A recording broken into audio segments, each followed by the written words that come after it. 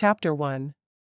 Caleb McClain stood in front of the cabins at the McClain Boys Ranch and waved as the boys got onto the school bus to head back to school after Thanksgiving break. His brother Benjamin was at his side. "What are your plans for our first day off in a little while?" Their main job was to take care of the boys at the boys' ranch. To coach them, mentor them, discipline them, and most importantly, love them. Benjamin shrugged. "What do you think I'm going to do?" "Spend the day with Melissa." Benjamin had recently become engaged to Melissa, and their wedding would be on Saturday. Caleb laughed, shaking his head. Now that his brothers were starting to marry, everything seemed a bit different. Going to make more pumpkins magically grow before her eyes? Not today. You never know though, I may need to do something like that tomorrow. Well, try not to do it in front of the whole world, would you? There are enough rumors about how freaky we are as is. Caleb yawned and stretched. I'm going to go into town, get the groceries from the list the boys made, and there's supposed to be a new candy shop opening in town. Like homemade candy. Benjamin shook his head. You go do that.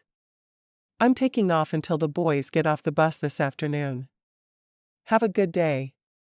How could it be bad when I'm spending it with the woman I love? Caleb watched his brother jog to his truck and drive off. He shook his head. They'd done almost everything together for years. Now all of a sudden, Benjamin was too busy with Melissa to do anything with Caleb. The way their family worked, he was next. Adam was married, Benjamin was engaged and about to marry, and Caleb was next. They were all named after the brothers from 7 Brides for 7 Brothers, because their mother loved them a lot. Or hated them, depending on how you looked at it. Caleb went into the house, grabbed the grocery list and his wallet, and headed for his truck. He was grocery shopping for 8 people, so it wasn't exactly a quick chore. Usually, one of them would take 2 of the boys to help with the chore, but everything had been so busy the weekend after Thanksgiving, they'd decided to forego it. The lessons learned from weekly grocery shopping were not worth fighting the madhouse that was Christmas shopping, even in the small town of Bagley, Texas. On his way to town, he made a plan. Yes, he knew it was his turn to fall in love. The McClain brothers did everything in order. It was one of the freaky things about their family. And now that Adam had fallen, the rest would fall soon. Caleb wouldn't be surprised if they were all married by the end of 2018. Though a bit crazy, it was the way their family worked. He forced his mind back to the plan. He'd avoid meeting any new women. When you worked with 6 teenage boys and did ranch work, well, it should be easy to avoid meeting new women. He didn't think he'd really met any new women except Tiffany and Melissa in months. Surely he could avoid them now. When he got to the grocery store, he grabbed 2 carts, one to push in front of him and one to pull. Without the boys' help, the task would be harder, but he was on his own this time. He could handle it. 2 hours later, he unloaded 2 carts full of groceries onto the conveyor belt. The checker was one he saw weekly. "Where are your helpers?" Judy asked. "At school. We didn't want to fight the crowds this weekend, so they got off easy. And Benjamin is with his new lady." She laughed. "I'm glad he's happy." "Me too. I just wish I didn't have to grocery shop alone. I hate this part of my week. I've heard in some of the cities, they have grocery delivery now. You just shop online, and everything appears as if by magic at your house. You let me know as soon as we have that here." He pulled his wallet from his pocket and used the ranch's debit card to pay for the food. "I swear, those boys eat more than anyone I've ever seen. I remember your mama saying that when all of you boys were at home." He nodded at her. "I'm sure you do.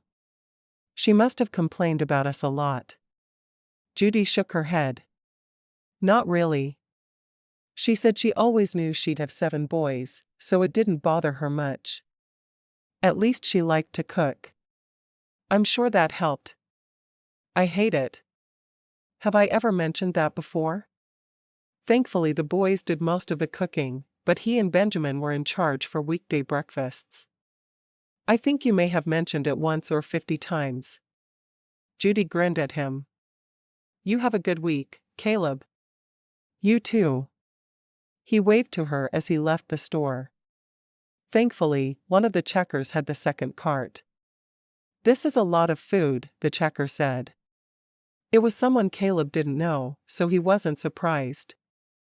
I work at the McClain boys' ranch, Caleb said, omitting the fact that he was one of the sons who ran the place. I have to feed 6 hungry boys and 2 hungry men. The man, Stan, according to his name tag, said, I've heard some strange stories about the family. Are they as odd as people say? Well, as their third oldest son, I'd have to say yes. Caleb wasn't sure what came over him, but he was sick of people calling them strange. Sure, they all had odd powers, but they kept them hidden. So why did people talk about them so often? Stan stumbled over his feet but then caught himself. I'm sorry. I didn't know. I'm not sorry to be part of my family. My brothers are amazing. My parents are saints to put up with us all. Caleb wouldn't meet the other man's eyes. Sometimes he saw fears in the eyes of people who didn't know him well and had just listened to rumors. It was too much today. He was on a mission not to meet the love of his life, and he wasn't sure he could accomplish it. I'm very sorry I insulted your family. Caleb nodded. I forgive you. Together the two men unloaded the groceries into Caleb's truck, not saying another word. Caleb hoped that sugar could fix his mood, otherwise he'd be helping Ephraim break a new horse. He had 2 things that made him feel better, sweets and danger. He'd try sweets first. When they finished, Caleb tipped Stan, then watched the other man walk away. It wasn't his fault he'd asked the question. Someone should post all 7 of their pictures around town to avoid awkward situations like that. He drove the short distance to 2nd St, where the new candy store was supposed to open that day. He hoped they opened at 10, because if he had to wait until 11, he may just need to jump off a bridge somewhere. Thankfully, his power to detect danger had never let him down, so he wouldn't be in any real danger. The adrenaline rush would be just the same though. He stared at the building for a moment, noting the open sign in the window. The owner had gone for a retro look, with pink and white awnings over the windows. He jumped down from his truck, not bothering to lock it. He knew everyone in the tiny town of Bagley, Texas. He had no idea who was opening this shop, though.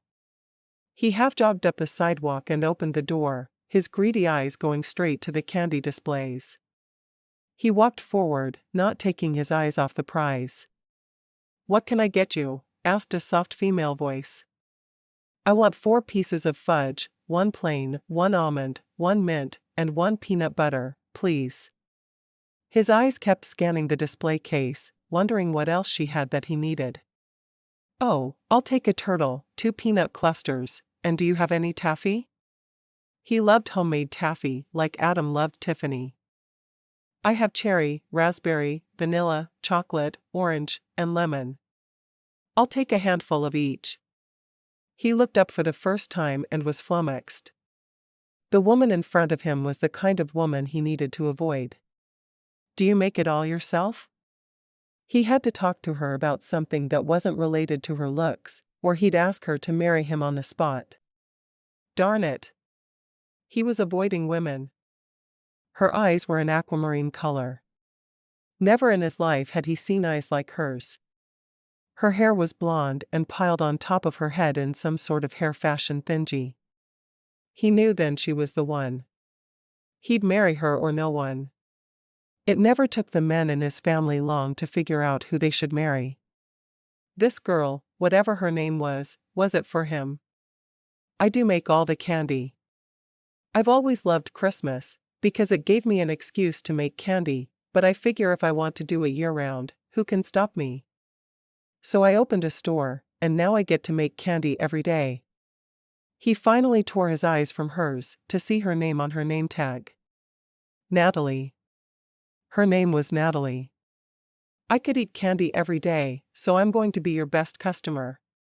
He stuck his hand out to hers, only realizing she was wearing a glove when she didn't grip it. I'm Caleb McClain. She smiled. It's nice to meet you, Caleb McClain. I'm Natalie Smythe. You must be new in town. I've never seen you before. I moved here to open the store. I grew up in Wiggyville and went to college in Fort Worth. I see. Well, it's very good to meet you. I'm thrilled that we now have a candy store. I can't wait to try everything. Natalie grinned. Your sweet tooth is showing, Caleb. I couldn't hide it from you. I try so hard. He shrugged at her, grinning. I work at the boys' ranch outside of town. I hide the candy addiction from the boys, because we tend to limit their sugar intake. It makes them hyper. Most of the boys had diagnoses of ADHD, so adding candy into the mix was not a smart thing to do. Well, then I won't send extra samples for the boys. Anyone else who would like one? A girlfriend or wife? Natalie almost groaned aloud. How could she possibly be so obvious in asking him if he was in a relationship? He shook his head.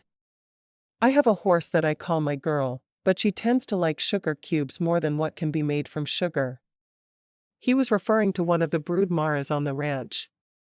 He'd helped to train her, so he felt a special connection with her. She laughed, happy to hear there wasn't a woman in his life. You probably don't want to take her a fudge sample then. Are horses allergic to chocolate like dogs are? I'll ask my brother and get back to you. He's a veterinarian. Oh, that's awesome, you have a brother who's a doctor. Caleb grinned. Actually, I have 3 of them. Adam is a psychiatrist. Daniel is an internist, and Ephraim is a veterinarian. Wait a minute, your name is Caleb, and you have brothers named Adam, Daniel, and Ephraim? Where are Benjamin, Frankincense, and Gideon? Natalie was a huge fan of 7 Brides for 7 Brothers. Who wasn't? He sighed. My mom drew the line at naming Frank Frankincense, but we still call him that to torment him as often as humanly possible. Wait, you really have brothers by those names? I have got to meet your mother. Caleb grinned. You should come for supper tonight. My mother loves having guests. I'll call her and invite both of us. She laughed. You can't just tell your mother I'm coming for supper. That would be very rude. You really wouldn't say that if you knew my mom. Her house is always open for guests. She has always been a foster parent, and she just genuinely loves people. But she'll love you best, because you picked up on the name thing so fast. Anyone who knows 7 Brides is going to make her day. That has got to be the strangest supper invitation I've ever received from a man. You already want to take me home to meet your mother? Her eyes danced as she teased him. I want to take you home to meet both of my parents, my horse, and my dog. I'd invite you to meet my brothers, but all 7 of us in one place can be absolutely overwhelming, so that's probably not a good idea. Caleb leaned forward on the counter, his eyes meeting hers. So how about it? She frowned. You call your mother and get her to agree with me standing here, and I'll do it. Do you want her on speakerphone? He asked, more than willing to do as she suggested. He knew his mother, and she would be thrilled and kill the fatted calf if that's what it would take. Yeah, put her on speaker. Okay. He used his thumb to quickly find his mother's number, and he called her. Mom? Can I bring a girl home to meet you for supper tonight? She connected the names with the movie after hearing Caleb, Adam, Daniel, and Ephraim. Natalie heard laughter from the phone. Absolutely. Tell her supper is at 6:30, and we're casual around here. What's her name? Natalie, Caleb said, his eyes still on the woman in question. All right. I'm excited to meet her. It's your turn, you know. I know. I know. Caleb hung up without another word. 6? Should I pick you up here? She stared at him for a moment, absolutely shocked by what had just transpired. I guess so. Good. If you're worried, I live on the McClain boys' ranch outside of town. Anyone who's lived here for more than a month can tell you where it is. I'm Caleb McClain. Ask anyone in town about me, and they'll tell you I'm safe. Strange, but safe. I can vouch for the strange, she said under her breath. All right. I guess I'm going to dinner at your parents' house. Is 6 an okay time to pick me up? I don't close up shop until 6. She could close a few minutes early, but she wouldn't do a full half hour, or even 15 minutes. That's fine. He watched as she finished putting his order into a bag, each piece of candy individually wrapped in tissue paper. Thank you for moving into town and opening my dream store, Natalie. What did your mother mean when she said, "You're next"? That bugged me. Oh, it meant that both Adam and Benjamin have just found wives, so I'm next. He paid her and took his bag. Not to worry, though, because once I'd set eyes on you, I knew I was done for. He raised his hand in a wave and left the store, biting his lip to keep from laughing at the expression on her face as he told her what his mother meant. And people said men were matrimony shy. Natalie stared after her first customer on her first day of the store being open. Who was he? Had he lost his mind? She had to admit, she was more than a little attracted to him. Being disappointed because she was wearing gloves and couldn't touch his skin was pretty sad. What was wrong with her? Caleb drove home and unloaded groceries. He missed having the boys who would usually help him there, but he managed by making multiple trips. With Benjamin's wedding fast approaching, a lot more would be left up to him. Benjamin would be moving in with Melissa after the wedding on Saturday, which meant that he would be the only adult in the house with the boys at night. Benjamin would be there when the boys got off the bus until they went to bed. And then he'd be back in the morning when it was time for them to get up until they left for school. It would be really different without his brother, but he couldn't ask him to keep living there when his wife was on the next farm over. Once all the groceries were put away, Caleb walked through the house, doing a quick inspection. The boys were all required to make their beds neatly and clean up their personal areas before work.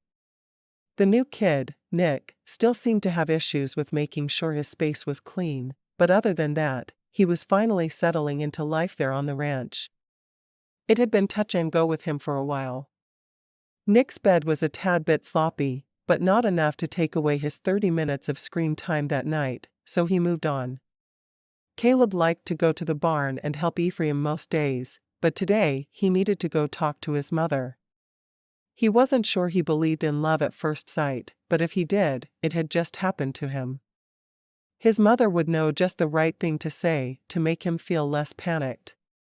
Though really, he felt a lot calmer than he'd thought he would in the situation. Natalie was beautiful, smart, and she made candy for a living. Was there a more perfect woman alive? If there was, he certainly didn't know how to find her.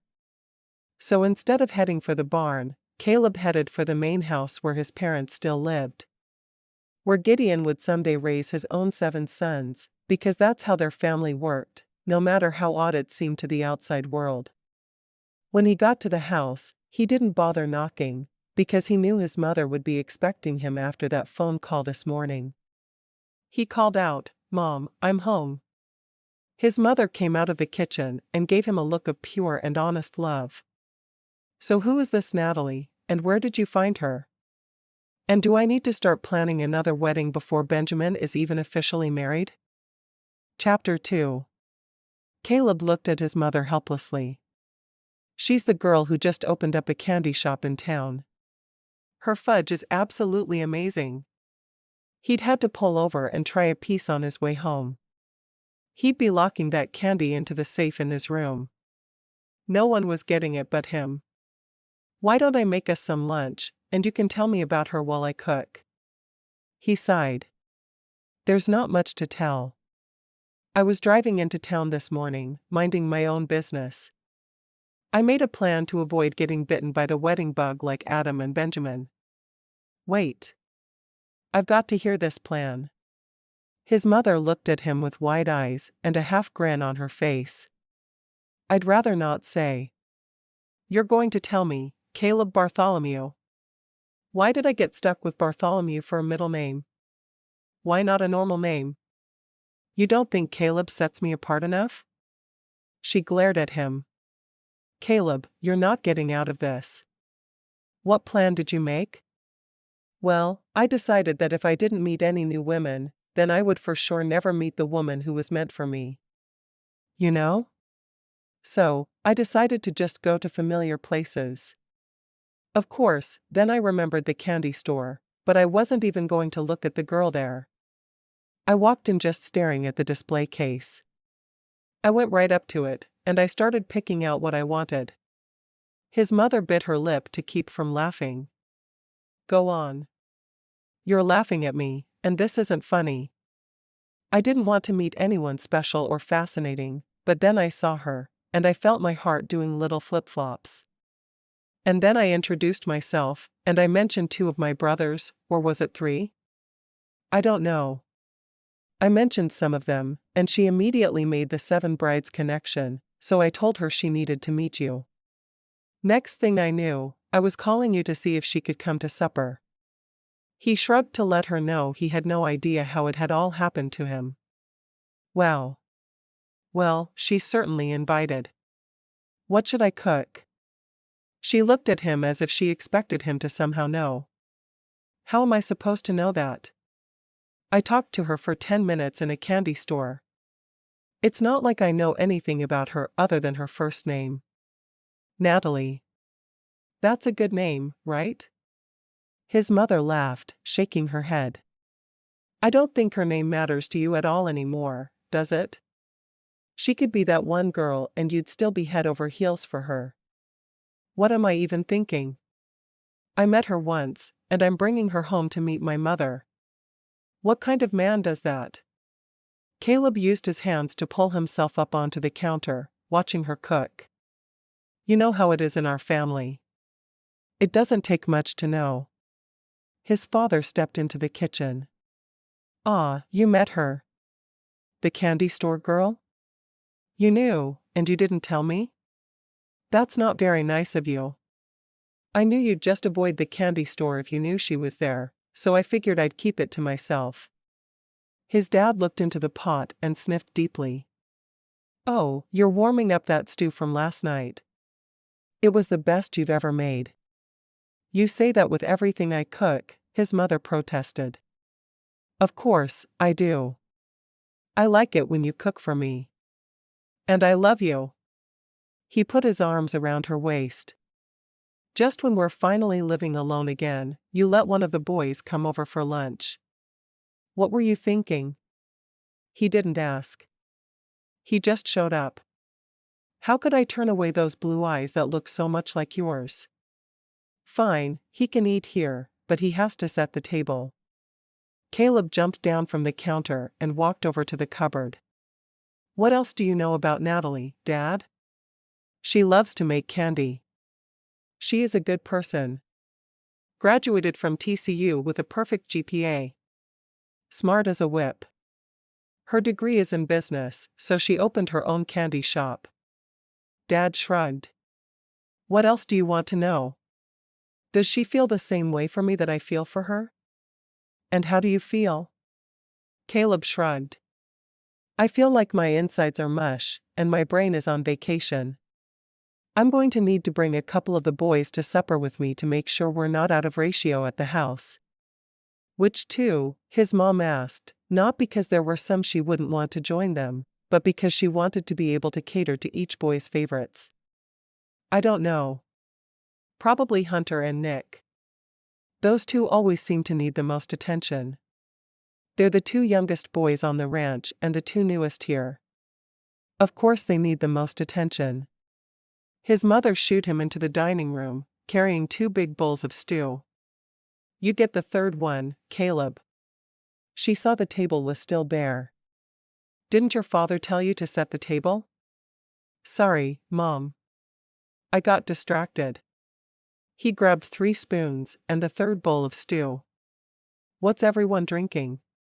He waited for them to tell him if they wanted sweet tea or water. Those were the only things his parents drank. When they were all seated, his father said a quick prayer over the meal. Caleb took a bite of stew, feeling as it burned his mouth. Waving his hand in front of it, he took a huge sip of water. It's hot, he announced unnecessarily. If his mother hadn't been watching, he'd have spit it right back into his bowl. His mother shook her head. You are the only one of my boys who doesn't look before you leap. Why are you the one with the power to sense danger? Caleb grinned. Just lucky, I guess. He carefully blew on another bite before putting it into his mouth. So I'm not going to worry about what Natalie likes to eat, because you obviously have no clue about the woman you're going to marry, his mother said.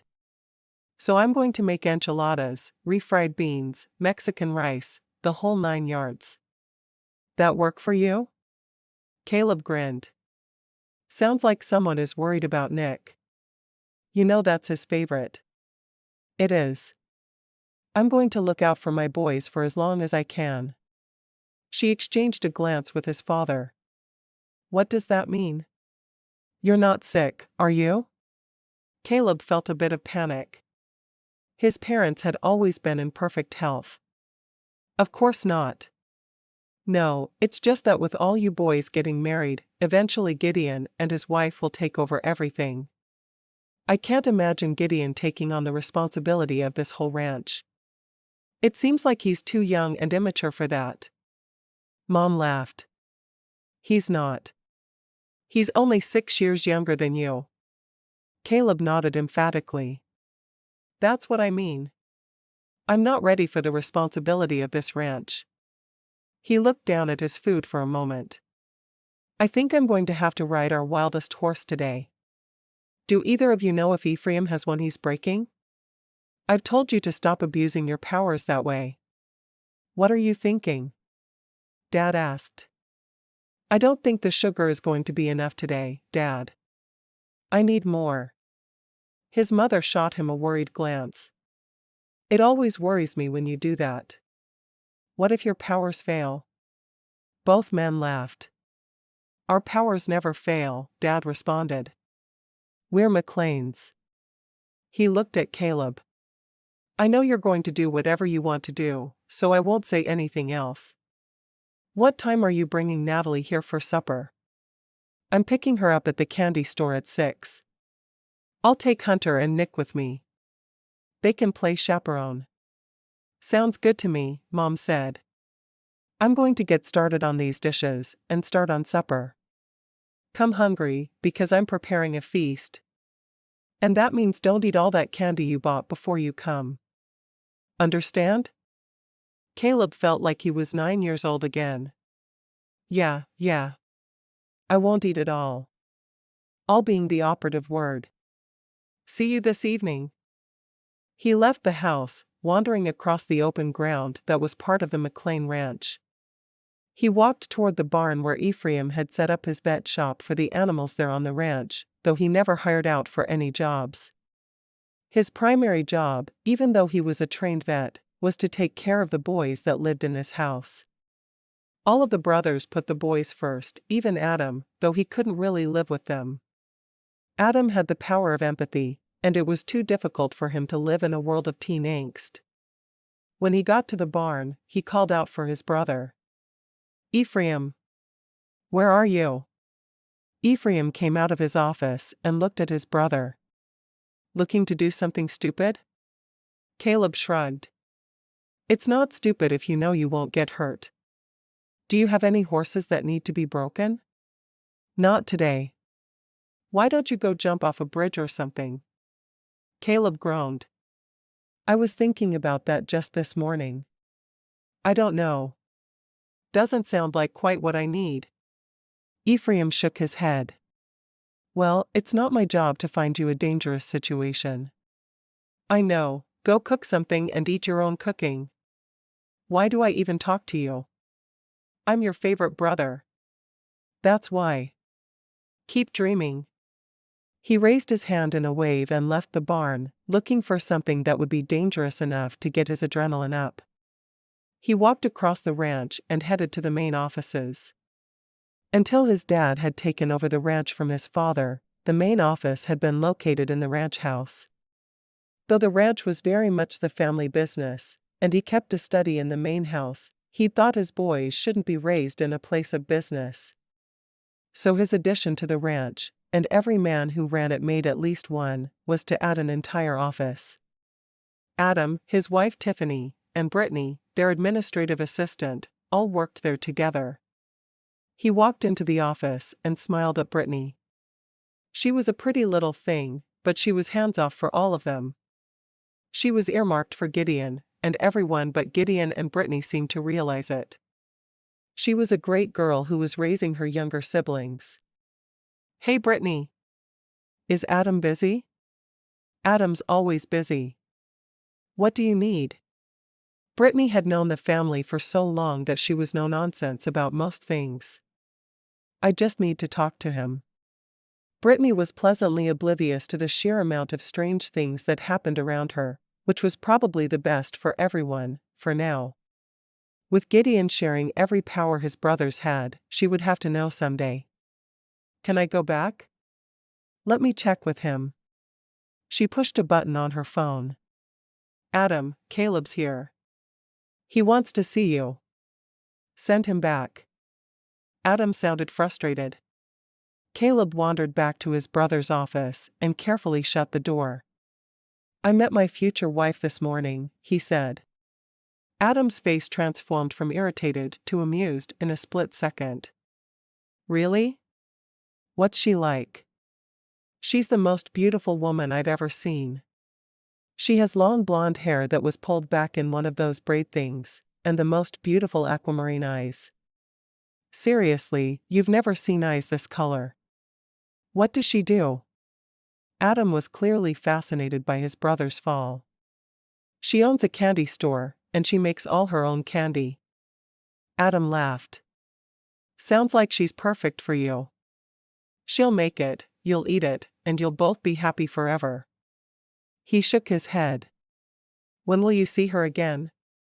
She's coming to dinner tonight. It only took her 3 brothers' names to catch on to the movie.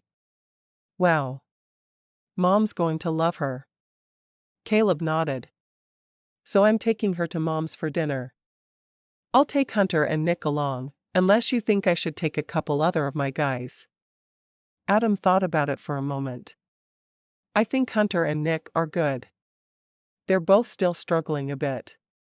Hunter was really disappointed when his mom didn't even bother to visit last weekend. I know. That's why I thought of those two. Nick still feels abandoned. They're both getting better, but they still need the extra time and attention. Mom will provide that. Of course she will. She'd let every one of them move in with her if she could. Adam nodded. So why are you in my office? Just to tell me about your girl? Yeah. Mostly. I'm looking for something a bit dangerous. Do we have any roofs that need fixing? Any bulls that need castrated? I need to do something. Did you talk to Ephraim? Adam had never questioned Caleb's need for danger. Yeah, I talked to him. He said he didn't have anything for me, and said I should jump off a bridge. Adam laughed. You've done it before. Yeah, that's not what I'm looking for today. Maybe I'll go ride a 4-wheeler faster than I should. They're moving the herd today, and they're a man short because Max is still in Idaho visiting Kevin. Why don't you go help with that? Caleb considered it for a minute. It was 1:30. If he went now, he would have an hour and a half before the boys got home from school. All right. I'll do that. Where from and where to? North pasture to the east pasture. Thanks. He didn't wait for a response, instead hurrying to the stable and saddling his horse, Lightning. The gelding was named aptly, but he was getting old, so he didn't run quite as fast anymore. He rode out to the east pasture and saw the herd wasn't there yet, so he went out to the north.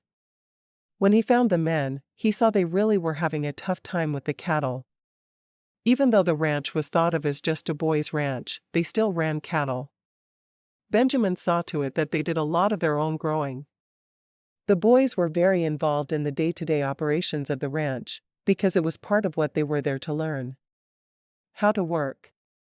How to be productive. How to be good people. He rode over to the rest of the men and immediately started swinging the rope he'd tied to his saddle. He knew that with moving the cattle, the main thing wasn't to actually rope a horse, which he could do, but it was to scare the cattle and get them moving in the direction you wanted. No communication was necessary between the men, because they'd all done this dozens of times. This entire work crew had been raised on the ranch, and Caleb thought of them as his brothers. There were 6 men who usually worked together, with Max leading them. But Max wasn't there, so they were working without him. By the time the alarm went off on Caleb's phone to let him know he needed to get back to the cabin he shared with Benjamin and the boys, they had the cattle in the east pasture. With a hand lifted in a wave, Caleb rode toward the stable, dismounting quickly. He rubbed down his horse and gave him a sugar cube before running toward the cabin. He made it back just before the boys were dropped off. Benjamin was there, but he looked like he'd just arrived too. Benjamin took the lead.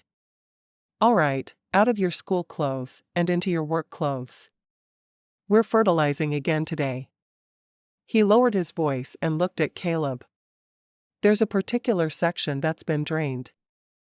I want to fertilize and speak to it for a bit." Caleb nodded. "Fine. I need to be in the shower by about 5:30, though. I'm taking Hunter and Nick, and we're picking up Natalie for supper at the parents' house." Benjamin nodded, then turned to him. "Wait. Who's Natalie?" "My future wife, of course." "Really? You had a busy day." "I did.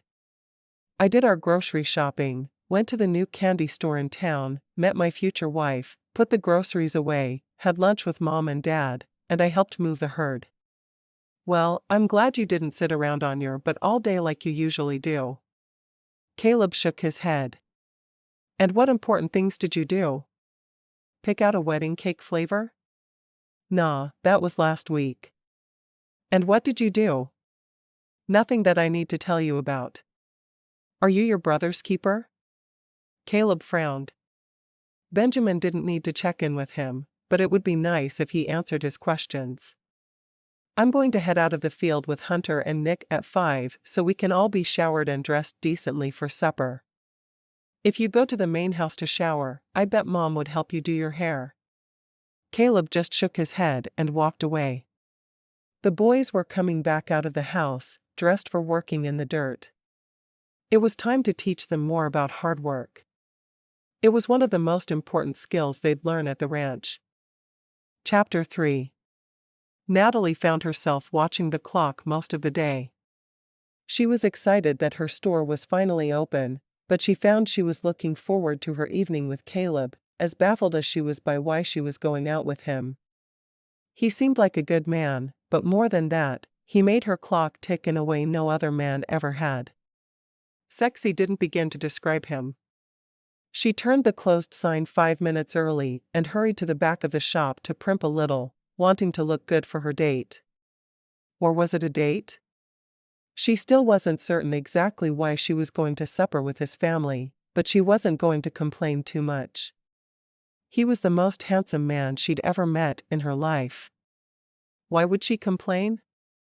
At exactly 6, Caleb pulled up in front of the store. She walked out front, locked up, and hurried out to get in the truck with him. That's when she noticed he had 2 boys in the back seat of his truck. "Hi."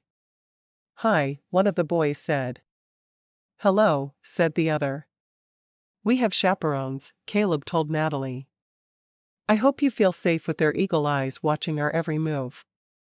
Natalie nodded uncertainly. Very safe. I'm Natalie. I'm Hunter, said the boy on the left. I'm Nick, said the other. You're too pretty to date a dweeb like Caleb. You need to find someone else. Natalie couldn't help but grin. Is Caleb a dweeb? Definitely, Nick responded. You haven't met him before?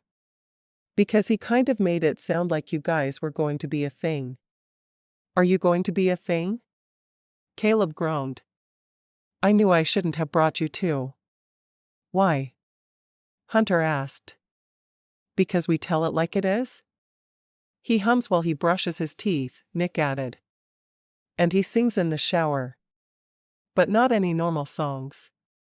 He sings this really old music, and we all hate it. Why do you think I do it? Caleb asked, picking up speed as they got outside the city limits. Natalie felt like she'd stepped through the looking glass. So you three all live together?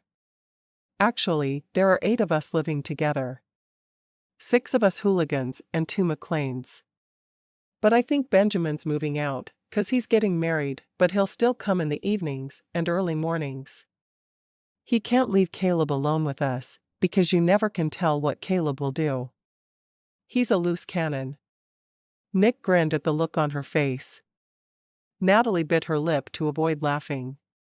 Hooligans? Who even taught you that word? Do kids know that word now? Mr. Lacey, my world history teacher, keeps calling me a hooligan. I don't like him, but I like the word, so I use it. Have you done something to be called a hooligan? Caleb asked, immediately switching into work mode. Not really. But he knows I live at the boys' ranch, so I'm automatically a hooligan in his eyes. Caleb sighed. He'd had Mr. Lacey as a teacher many moons before. I'll have a chat with Mr. Lacey. You're not a hooligan, and no one but me is going to call you one. You got that, you little hooligan? Nick laughed. Just don't get me in trouble. If I get extra homework, because you know he called me a hooligan, I might have to short-sheet your bed or something. Caleb shook his head, pulling into the driveway of the ranch. My parents' house is the biggest and oldest building on the ranch. It's been here since right after the Texas War of Independence. It's been updated repeatedly over the years. He didn't know why he felt the need to give her the ranch history, but he hoped she found it interesting. He wanted her to love the place as much as he did. When they pulled up in front of the house, he jumped down and hurried around to open her door. It was a habit his mother had always insisted upon with her boys, and he was happy to display the manners that he'd been taught. I hope you like Mexican. Mom asked me what kind of food you like, and I didn't know. All I know is you make candy. And he knew a little more because of what his dad had told him, but he wasn't ready for her to know they were destined to marry. Not many women could handle information like that on a first date. Isn't that enough? She asked, smiling sweetly at him. He felt his heart start going a mile per minute. Her smile made him weak in the knees. Ready to meet my parents? Aren't you going to make sure the boys are following us? No need. They love my mother's cooking, and they don't get to be spoiled by her often. We're here, Hunter said. He's right. We wouldn't miss eating here for anything. Caleb opened the door and let her precede him. When Hunter tried to follow right behind her, Caleb shook his head. We're here, he called out. His mother hurried from the kitchen, smiling at Natalie. I'm so pleased to meet you. I hope you like Mexican, because I made a small feast. We like Mexican, Hunter announced, indicating himself and Nick. I know you two do. Lillian hurried over to hug each boy in turn. Happy to see both of you. Hunter accepted the hug and returned it, but Nick, as the newest boy on the ranch, squirmed a little under her loving touch. When do we eat? Nick asked after suffering through the hug. 10 minutes, if I can get some help from my favorite boys. Nick and Hunter hurried into the kitchen to help her, while Caleb took Natalie to meet his father. "Dad," he called, pushing open the office door. "This is Natalie." "Ah, you're the girl who immediately recognized that the boys' names were from 7 Brides for 7 Brothers. My wife is excited to have you here for supper. And to be totally honest, so am I." She smiled. "It's nice to meet you, Mr. McClain. We don't stand on ceremony around here. If you say Mr. McClain, you could mean any number of people, and that messes with our heads. I'm Peter, and my wife is Lillian."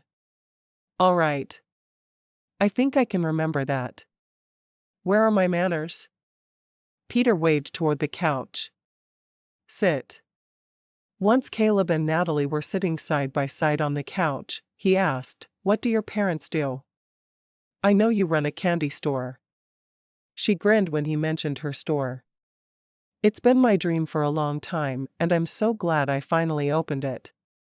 My parents are both lawyers, and they didn't think a lot of their only child not following in their footsteps. When I announced I was opening a candy store, I think my mother almost had a heart attack." "Are they all right with it now?" She shrugged. "They love me. I don't think they have any idea what's wrong with me, but they love me." He grinned. "I guess that would be like if one of my boys decided to be a lawyer. I wouldn't know what was wrong with him." She laughed softly. "I can see that. Do you only have sons, sir?" "I do, but having 7 of them probably makes up for not having a girl." He shrugged. "I'm happy to report that my son Adam is now married, so I have a daughter-in-law, and my son Benjamin will be marrying on Saturday." Caleb looked at her. "You should come as my date." "I have to work." "You don't have anyone who will be working with you? Who can take over for the day?" She frowned. "I do have an assistant, but why don't we see how this first date goes before we make a decision about another?" Caleb nodded. "All right." His eyes met his dad's, and he remembered how Tiffany had found out that she was destined to marry Adam. She hadn't been pleased. He didn't want to go through that with Natalie. His mother popped her head in the door then. "Time to eat. I hope you're all hungry." She looked at Caleb. "Did you eat all that candy? Or are you hungry?" "I didn't eat all the candy, and I am hungry." He looked at Natalie, who had a big grin on her face. "I promise I'm not 10 years old." Without thinking about what she was doing, her eyes traveled slowly down him and then back up. "I didn't think you were." As soon as the words were out of her mouth, she blushed profusely. She couldn't believe she'd been that bold. Especially in front of his parents. He grinned at her, letting her know immediately that he didn't mind the look she'd given him. "Let's go eat. You're going to love Mom's enchiladas." When they got to the table, everyone bowed their heads to pray, and Natalie followed suit. She hadn't been to a home where everyone automatically prayed in a long time. It was a bit surprising, but she liked it. Even the 2 boys knew they would pray before the meal. Food was passed, and Natalie all but drooled over the smell of the food. She'd always been good with candy, but never in her life had she been able to make enchiladas. She couldn't quite get the hang of rolling them. After taking her first bite, she smiled. "These are absolutely delicious. You'll have to teach me to make them sometime. I've tried repeatedly, but they never turn out quite right." Lillian smiled. "I'd love to teach you. I think enchilada making is something that should be passed from one generation to the next." A look passed between Caleb and his mother that had Natalie wondering what she was missing. She decided not to ask. She'd heard stories about how odd this family was, and here they were, proving it. She looked over at the boys. "I take it the 2 of you like enchiladas?" Hunter nodded, carefully waiting until his mouth was empty before answering. "We love them. But really, we love anything Lillian makes. She's an amazing cook." As soon as he finished being polite, he shoveled in another huge bite of enchiladas. Nick didn't say anything. He just sat there eating quickly. It made Natalie worry that they didn't get enough to eat most nights. It didn't seem to be the kind of family they were, so she dismissed it. "So are the two of you retired?" she asked Lillian and Peter. Lillian shrugged. "In a way we are. Until Gideon marries and moves into this house, we won't officially retire, though. At this point, Adam mostly runs the ranch with the others helping out." "I'm not sure I understand." Natalie looked at Lillian in confusion. "Isn't it usually the oldest son who inherits the house? If I understand your naming of them, Gideon is your youngest." "That's true. Our family tends to let the seventh son inherit, though. It's just what we do." Natalie looked between the three McClains, waiting for one of them to offer more information. When they didn't, she shrugged. "I suppose each family can make their own traditions. How would they know if they would have 7 children, let alone 7 sons? Very few families had that many children these days." Caleb smiled at her. "You just have to accept that we do things a bit oddly at times. Sometimes there are no explanations, but things work out well for our family doing them this way." "All right." She wasn't exactly sure what he meant by that, but she couldn't keep pressing when obviously no one wanted to answer. It was as if the three of them had some sort of secret she wasn't being let in on. The boys seemed oblivious to the whole thing. Lillian looked at her. "Caleb tells me you were able to figure out the names of all his brothers with just a couple of names. That's very rare. How old were you when you first watched 7 Brides?" Natalie smiled. "My mother and I always watched it together. She enjoyed acting in high school and college, and she'd once played the part of Millie. It's always been one of her favorite musicals. I think I can quote it from beginning to end. I don't have that kind of connection to it, but it's always been my favorite," Lillian told her. "I've seen it scads of times, and my boys even know it well. I think sometimes they hate they have the names they have, but sometimes it makes them feel closer to each other. Oh, if someone told me I'd be having 7 sons, I'd do the same thing in a heartbeat. I think a lot of women would." Caleb shook his head. "You're not supposed to tell her that. We've been telling her for years it was an evil thing to do. I know there's some movie that you named all your sons after, Lillian, but what movie is it?" Hunter asked. Lillian sighed. "I think it's time for us to have a movie night sometime soon. Why don't I send you boys a copy to watch on your next evening off?" Caleb sighed. "Then they can run around the house singing 'Bless Your Beautiful Hide.' Just what we need." It was all Natalie could do not to break into song right there and then. She wasn't sure how her hosts would feel about singing at the supper table, though. Instead, she turned to Caleb. "So is it 7 Brides songs you sing in the shower?" Caleb shook his head at the boys. "I sing a variety of songs, including the songs from 7 Brides and many of the other musicals Mom forced us all to watch umpteen times each." Natalie couldn't help but grin.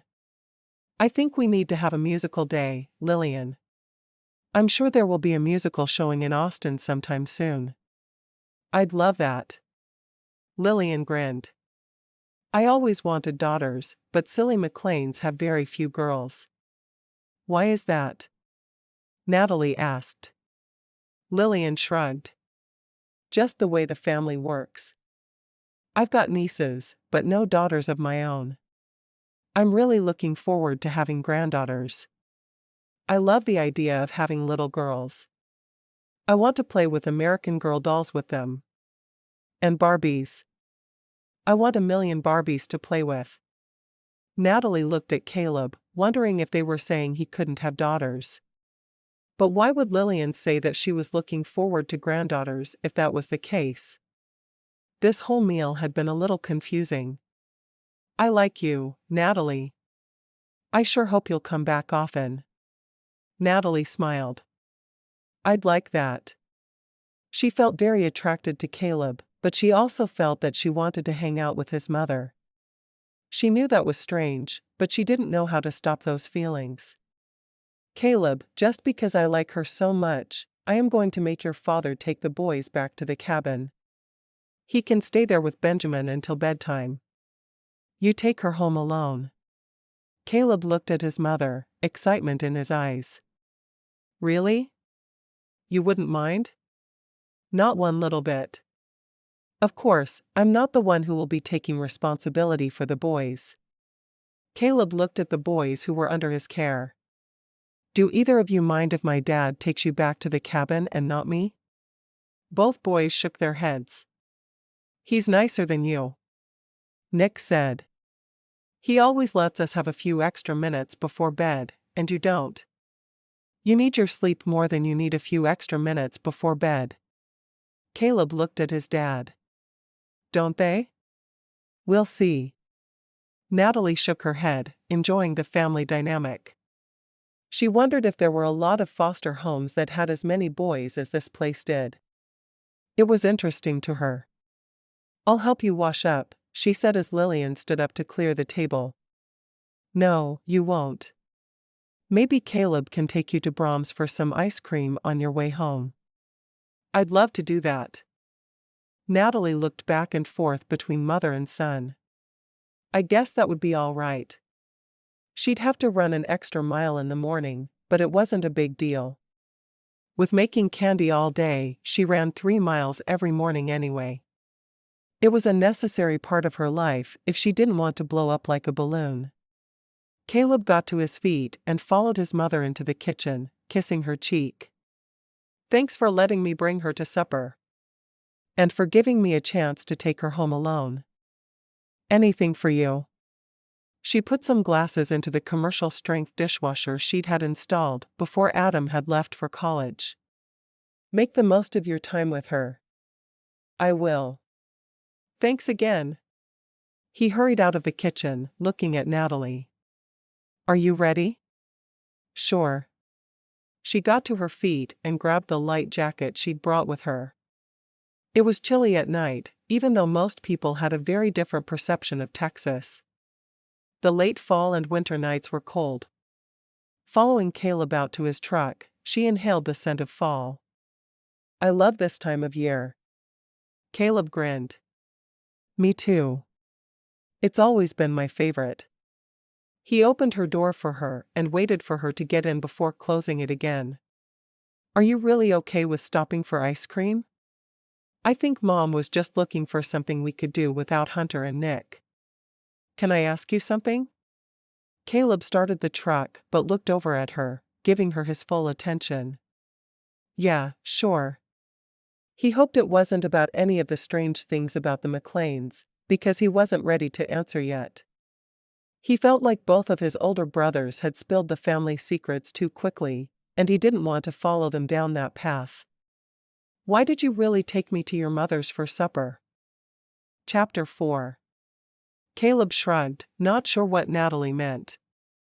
I invited you because I wanted to get to know you better. But to your mother's house for a first date? No man does that. She was sure there had to be something wrong with him if he thought that was the right thing to do. He shrugged. I haven't had a first date since high school, so I don't really know what men are supposed to do for a first date. I knew I liked you a lot, and I wanted you to meet my mother, because I thought you would get along, well, like you did. She stared at him for a moment. What do you mean you haven't had a first date since high school? Surely you've dated. Were you in a relationship that whole time? He was a handsome, sexy man. Why would he not have dated? Nope. I haven't had any dates at all since high school, because I've been too busy concentrating on the boys who come to our ranch for help. My whole life has been my job. But, no one at all? No one. I don't believe in casual dating.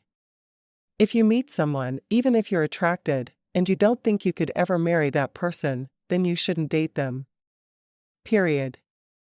He reached out to cover her hand with his.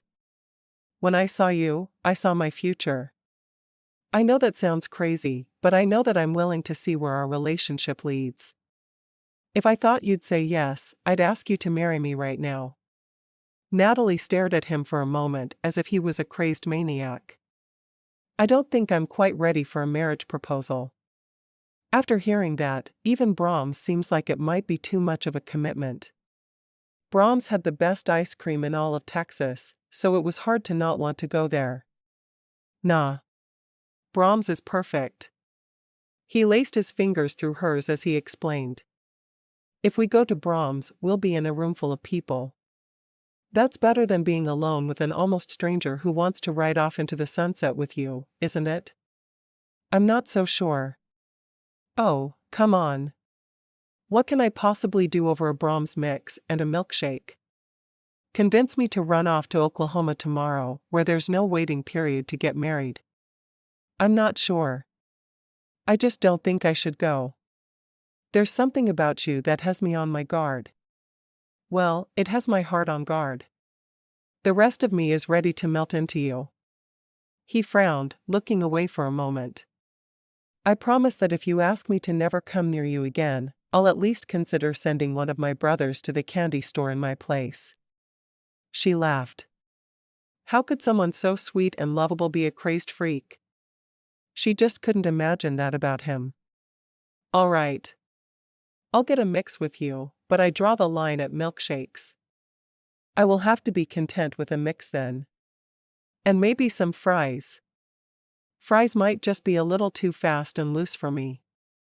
He put the truck into drive and wove his way off the ranch and toward Bagley. You said you went to college in Fort Worth, he said. Which school? He already knew the answer, but the more she told him herself, the less likely he was to mess up by revealing he knew more than he should. TCU. My parents both went there, and they wanted me to go, too. So you did? Yeah, but I didn't study pre-law. They really think I've lost my mind, but they've made it clear that when I come to my senses, they're still willing to pay for law school. He grinned. I never made it to college. My mom wanted all of us to go, but I knew I'd end up working on the ranch. Besides, some of my brothers went to med school, and that cancels out me not going at all. She grinned. I guess we're both educational disappointments to our parents. Why she was so drawn to this man, she didn't know, but there was something awfully special about him. She'd known he would be important to her as soon as he'd walked into the candy store. I can't believe I never asked how business was today. Were you busy? Did you sell all your fudge? I wouldn't say I was busy, but I had a pretty steady stream of customers, which pleased me. I didn't completely sell out of fudge. I did sell out of taffy. Which meant she had to be at the store early making more. Good thing she loved what she did. Both were wonderful. I ate a lot of it today, but don't tell my mom. She thinks I should save it. It's not like you can't come and get more. She turned her head to watch him as he drove. I think maybe I should make some frequent shopper cards. You'd earn free candy in no time. Free candy sounds good to me. Non-free candy sounds good to me too, though. Have I mentioned I'm a fan of sugar in all its forms? Caleb turned into the Brahms parking lot and parked in front of the building. Let's go conquer some ice cream. All right. She put her hand on the door handle, but he stopped her. Let me get your door. It's the right thing to do. He quickly jumped out of the truck and ran around to open hers for her. See? Wasn't that nice? I've never had anyone do that for me before. It seems strange, but I won't stop you if that's what you want to do. Natalie felt funny about letting him open her door for her, but she would let him. Maybe if she'd had a major surgery, it would seem more normal, but for an everyday trip to Brahms? Just strange.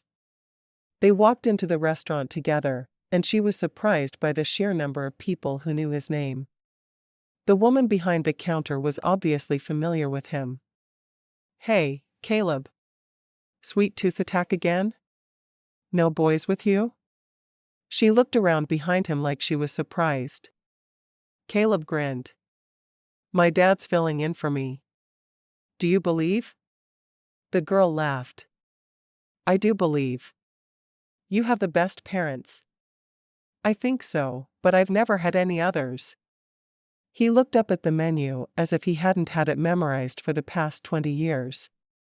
I think I want a tuxedo sundae. Natalie looked at it and frowned. I want a Heath mix. Coming right up. The girl behind the counter hurried away to get both of their treats. Natalie frowned at him. How often do you come here? He shrugged. Not more than twice a week. Well, that's probably good. She shook her head. You weren't kidding about your sweet tooth, were you? Nope. I never joke about the important things in life. Natalie laughed, accepting her mix. She stuck her spoon into it and took a big bite. I made the right choice. He frowned at the mix in her hand. Maybe I should have gotten that. Don't you go changing your order, Caleb McClain.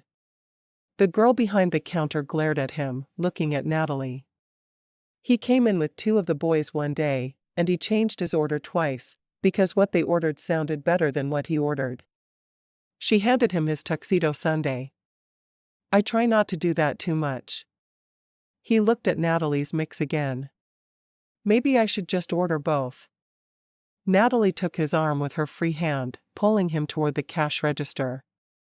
If you're still hungry after you finish your sundae, you should consider a mix. Until then, be content with what you have. Caleb nodded, paying for their ice cream. Thanks, Jessie. How's school? He waited for their change. It's good. I graduate next year.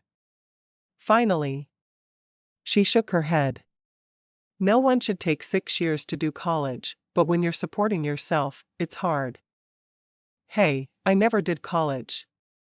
I can't even imagine. He smiled and took his change and receipt, then he led Natalie to a booth where they sat together. So ignore anything the boys said about me. They were just trying to be funny and embarrass me. So you don't really hum when you brush your teeth? She asked. Well, yeah, I do that, but I'm a good guy. I promise. She shook her head, laughing. So you live with your brother and 6 boys. That has to be challenging. Trust me, it is. I live with Benjamin, the one who's 14 months older than me. He's the one getting married on Saturday. I sure do need a date. I don't want to be some loser who shows up alone for his brother's wedding. She laughed. Are you trying to guilt me into going to your brother's wedding with you? He shrugged. Sure am. Is it working? I do have an assistant who can take my place for a portion of the day. What time is the wedding? 2? I think? She sighed. Get back to me on what time it is. I will close at 4 on Saturday, so I could just leave Shalia alone for a few hours at the end of the day. Shalia Patterson? Yeah. Why, do you know her? I know everyone. This is a small town, and I grew up here. There's not an older woman who doesn't like to remind me she knew me when I was in diapers, and there's not a person within 10 years of my age who doesn't remember me from school. It's just how things are in a small town. That's great, though. Wiggyville was small too, though not quite as small as Bagley. She sighed. I love small towns. I'm glad I found one. Why didn't you open your candy store in Wiggyville? She sighed. Because everyone there knew me. When I was younger, I was a bit larger than I am now.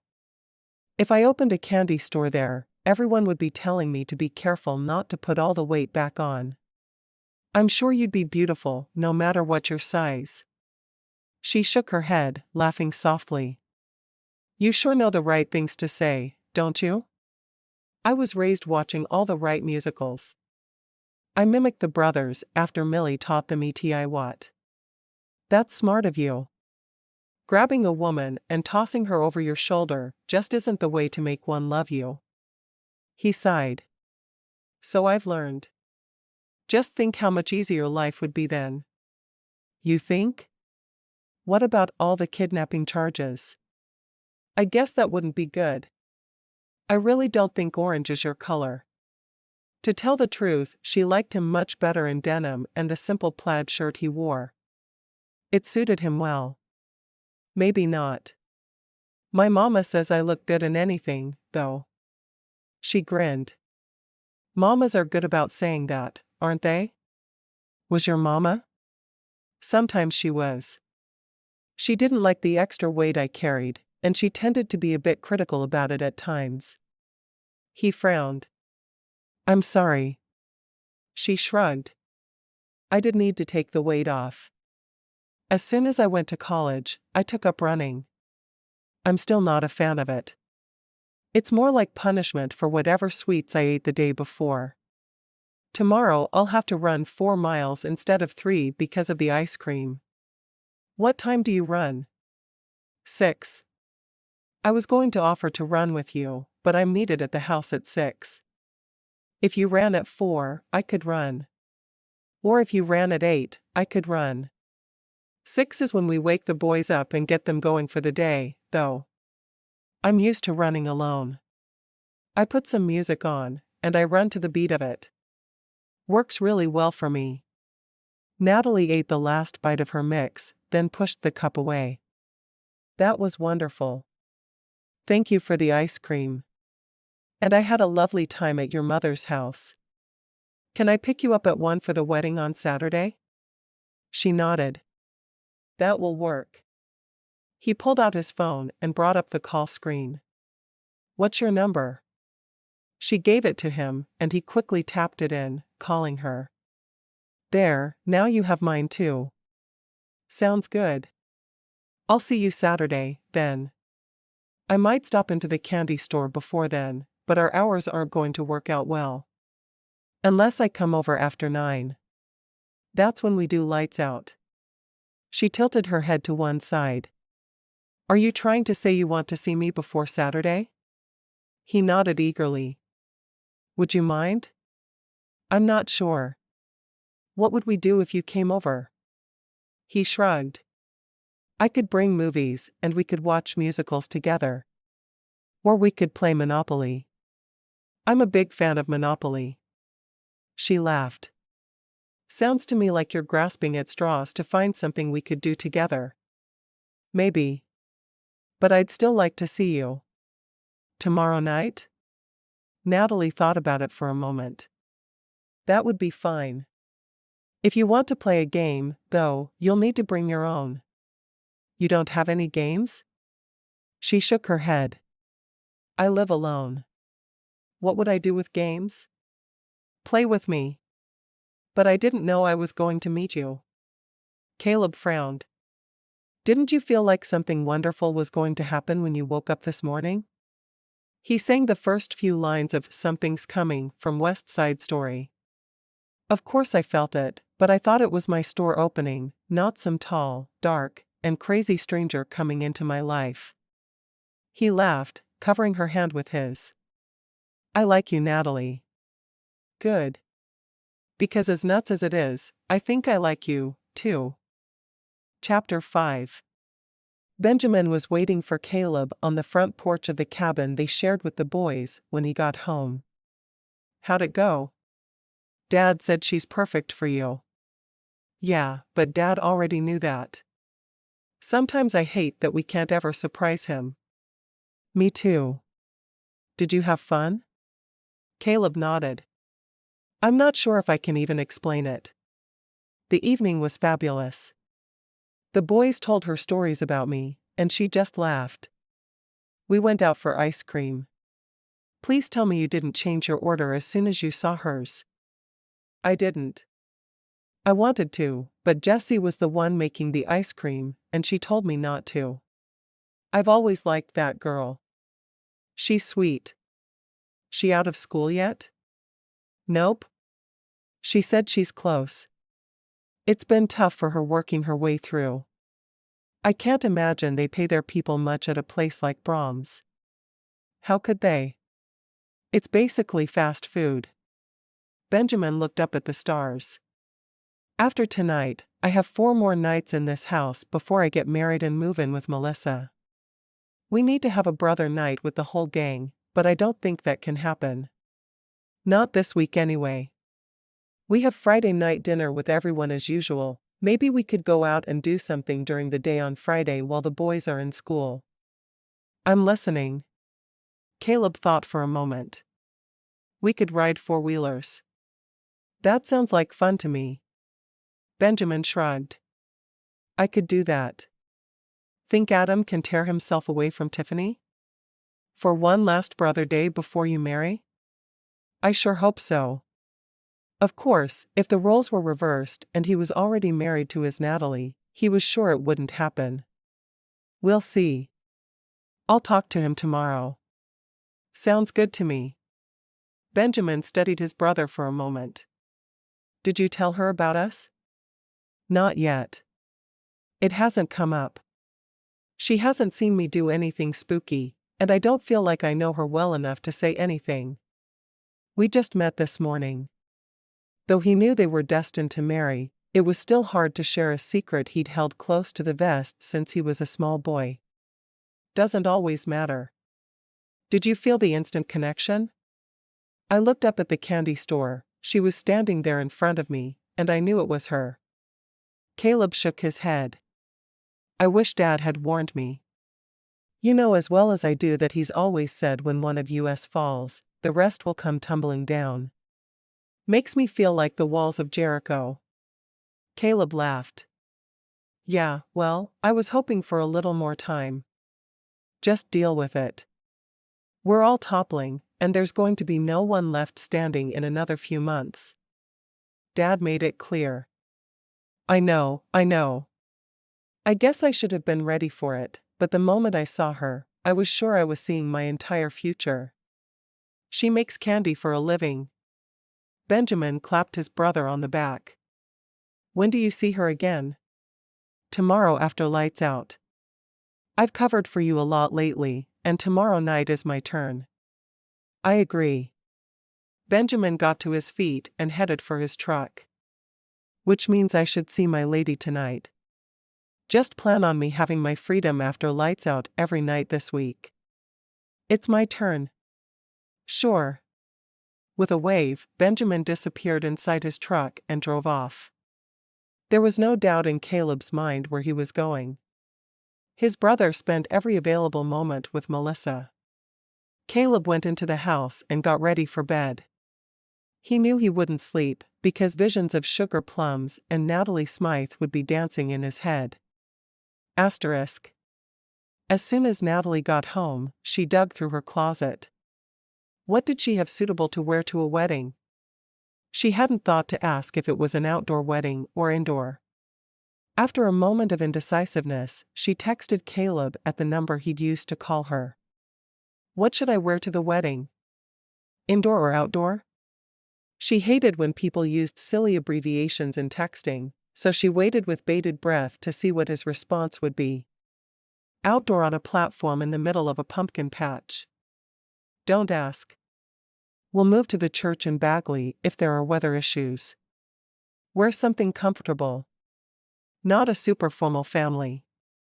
She felt her heart skip a beat. He'd not only answered with whole words, he'd used complete sentences. Could he be any more perfect in her eyes? Asterisk. At the candy store the next day, Natalie talked to her helper. Shalia, can you work by yourself from 1 until close on Saturday? I've been invited to a wedding. Shalia looked at her. Yeah, sure. Who's getting married? Benjamin McClain. I'm not sure I remember what his fiancé's name is. Natalie carefully cut the raspberry fudge she'd made into squares and put them on a serving tray. McClain? I went to school with the McClains. They're weird people. Natalie immediately felt defensive. What does that mean? They seem like wonderful people to me, taking in all of those boys. Well, sure, They're good people. No one could ever deny that. But they're still weird. The third boy, Caleb, stood up in the middle of English class one day in high school and screamed that there was going to be a fire and we had to get out of the school. Natalie grinned. She could see Caleb doing that to get out of class. So? I'm sure thousands of boys have done that to get out of class. There was a fire about 10 minutes later, but by then the school had been evacuated. No one was hurt. Oh. That was different as far as Natalie was concerned. How odd. Did people think he set the fire? Absolutely not, Sheila said. Everyone just chalked it up to the oddities of the McClains. Strange things tend to happen when they're around, and no one really knows why. I didn't notice anything strange. I had supper with Caleb and his parents last night. Oh, well, you're probably the next, then. The next? Natalie found this conversation a bit hard to keep up with. Yeah, the brothers in the family always get married in birth order. It's something that's been happening for generations. So Adam got married a little over a month ago. Then Benjamin gets married this weekend. So now it's Caleb's turn. You're probably it. Sheila said the words matter-of-factly, as if everyone in the world knew the strange stuff she was saying about the McClains. Natalie bit her lip. He isn't pressuring me into marriage. When did you meet him? Yesterday morning. He came in to get some sweets. Yeah, Caleb has a huge sweet tooth. What man in his right mind would mention marriage to a girl on the day he met her? Of course he didn't say anything, but I think you're the next target. That makes me feel like something's wrong. Are you sure? Natalie didn't like the picture of the family Sheila was drawing for her. Sheila shrugged. I just know how it's been in the past. My dad was in school with the generation before this one. He said that it was the same. 7 sons. Sometimes odd things would happen. And they all married in birth order, like they were dominoes toppling one after the other. Kinda creepy if you ask me. Natalie nodded. Sounds like it. She was still going to see Caleb that evening, so she could ask him about everything that had been said. Truthfully, though, she couldn't imagine anything odd going on around the family she'd met. They seemed like salt-of-the-earth kind of people to her. Just be careful. You don't want to be the next bride who can't seem to help herself marry. Do you mean that they're being forced or coerced into marriage in some way? That doesn't sound like the family I met last night, either.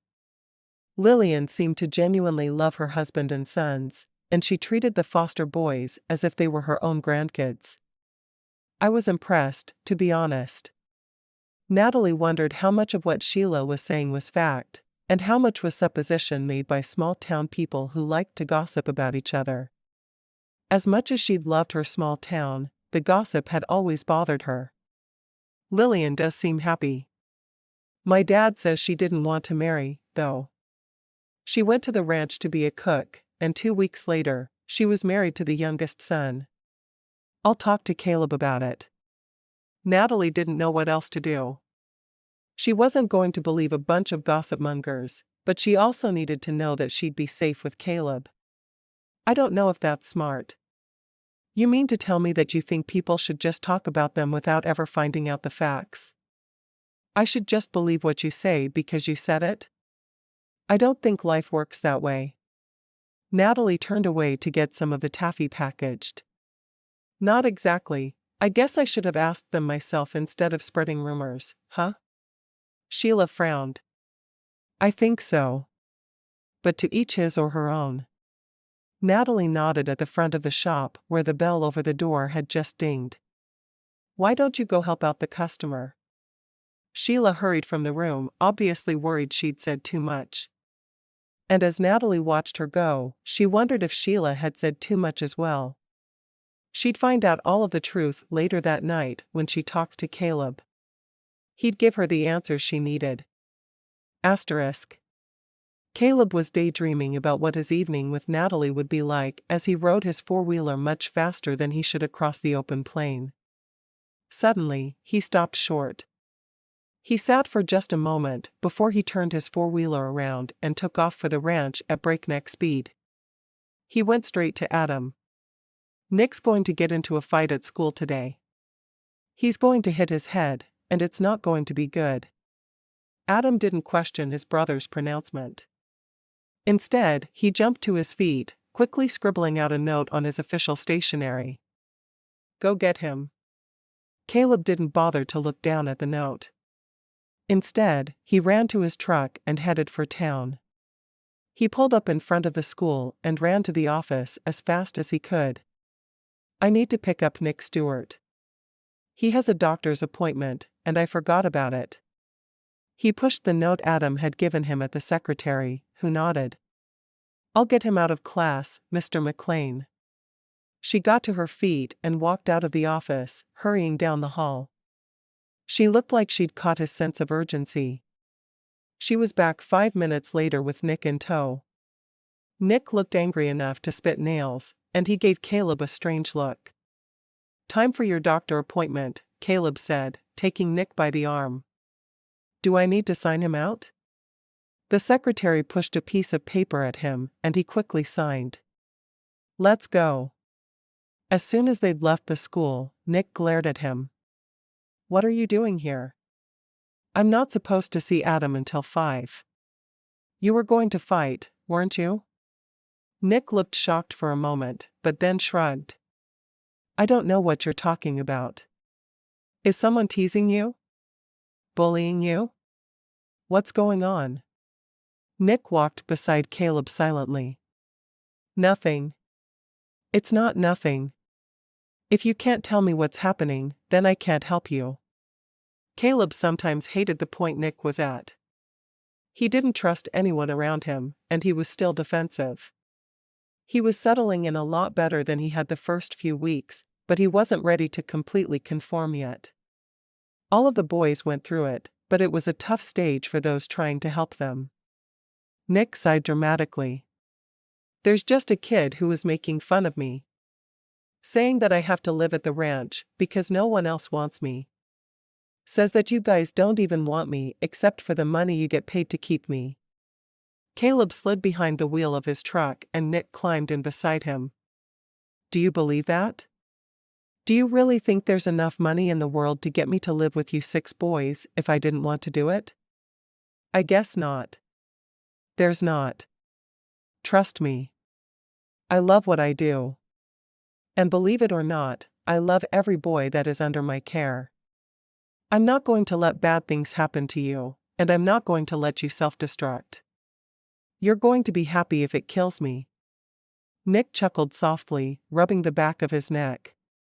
"I guess I sort of believed him." "Well, stop. His parents got stuck with him. I chose to take you on. Make sure you tell him that next time. And no fighting. You know what the punishment on the ranch is for fighting, right?" Nick shook his head. "No. You get to be the one to clean out the horse stalls for a month. Trust me, it's not a job you want." Caleb pulled up in front of the candy store. "Come on. You can pick one treat, and we'll go to the park and eat them." Some people would tell him not to reward Nick's bad behavior, but he didn't feel like that's what he was doing. The boy had finally opened up to him, and he was going to take advantage of it.